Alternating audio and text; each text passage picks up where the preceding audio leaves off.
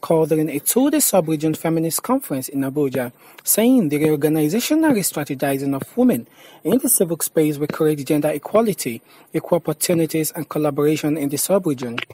The conference sought to address the collective shrinking of civic spaces within the West African sub-region that has reinforced and created the recognition that we need constructive discussions, engaging everyone on the way forward in order to stem the regression of wider women's human rights. Salient points raised from the conference included the need for self-identified feminists to contend with emerging issues in the movement as it pertains to the West African sub-region. It also gave insight to how younger generation of feminists can benefit from the movement. It was important for a reorganization and re-strategizing of the movement to make for an effective and impactful sub-regional movement. She emphasized the importance of knowing and understanding feminism history before embracing it. The conference was a deliberate call for feminist sisters to converge and analyze previous as well as contemporary trends in the movement, which included economic justice, feminist leadership and power, climate change, intersectionality, sexual and reproductive health and rights, understanding the African Feminist Charter, bridging the intergenerational gap, among other critical subjects. The key component of our discussion, which has to do with how we negotiate the intergenerational space, how do we create the inclusion to ensure that both seasoned or older feminists relate well with the younger ones and the younger ones in turn, because for the feminism ideology to thrive, which essentially speaks to gender equality, for it to thrive, we need collaboration, we need partnership, and that has been much emphasized. And we spent a lot of time in highlighting what are some of the practical solutions in advancing women's rights and in consolidating our being together as feminists, in nurturing the kind of ideal feminism circle we want for ourselves. So, and one thing that stood out in the practical solution is the aspect of mentorship, having young women being mentored, the cultivation of mentorship, because we believe that it's a fundamental ingredient. So as the older feminists or seasoned feminists are going, the younger feminists were coming to step in their shoes, and for us to be competent to step in their shoes, we need to be able to tap from their wisdom.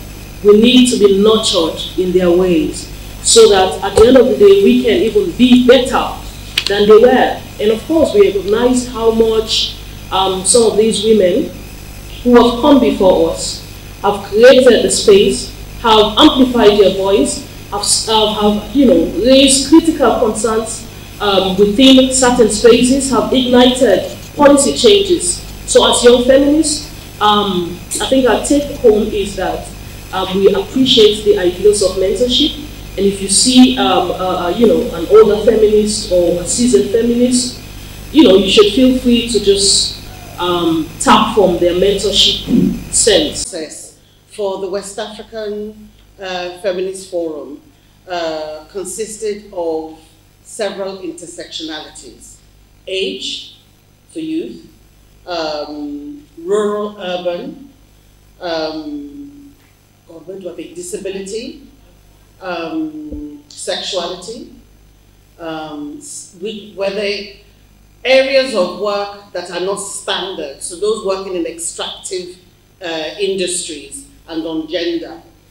At the same time, a planning committee was set up, and the planning committee consisted of a representative from each of the countries. And so we met every Saturday morning virtually from I think the end of July all the way until about, I think, a week ago or 2 weeks ago. And the idea was that we need to agree the criteria, we meet to agree the numbers. Each country had 7 in-persons to attend and 20 persons online. Yes? So you had 20 from each country. So in other words, there were 27 persons per country. It was a hybrid event. In Nigeria, at the moment, I think we have about 5.5% of women in parliament, and that is the same within all the other countries. So for us, it's about understanding our issues. How did we get here? Because if you don't know where you're coming from, it's going to be difficult for you to know where you're going or when you are even going to arrive. So we have had issues, you know, in Nigeria, for instance, you know that all the gender bills were thrown out when we're talking about the constitutional review recently. But then for us, we are not giving up. It's for us to re-strategize, to say we are equal citizens. The Constitution of Nigeria says there is no discrimination on the basis of gender or religion or any other distinction. We want a world where that is free of all form of violence, where everybody's rights are respected and protected, that no one can be judged because of their own sexual orientation, or of their own religious belief, or the work that they choose to do. So feminists want a safe space for everyone, want a space where freedom of speech is respected and protected. We want a space where healthcare services is available to everyone and is not discriminated against because of your choice. Feminists want people to be given the same position in terms of you cannot be awarded a position because of your gender. They want an equal land space where women can equally participate with men and be able to also be elected into positions of power. And we have all read the percentage. Liberia is at 4% of women in parliament. In terms of appointment, Liberia have done significant well. The president now has appointed few persons, but we're talking about elected position. Why are women not into elected position? And I like the part she said that we are equipping our women. But if you come to think about it, are the men currently educated more than the women that are in position of power? But then there's always the double standard that the women are not ready yet, but are the men ready, that are holding the position of power?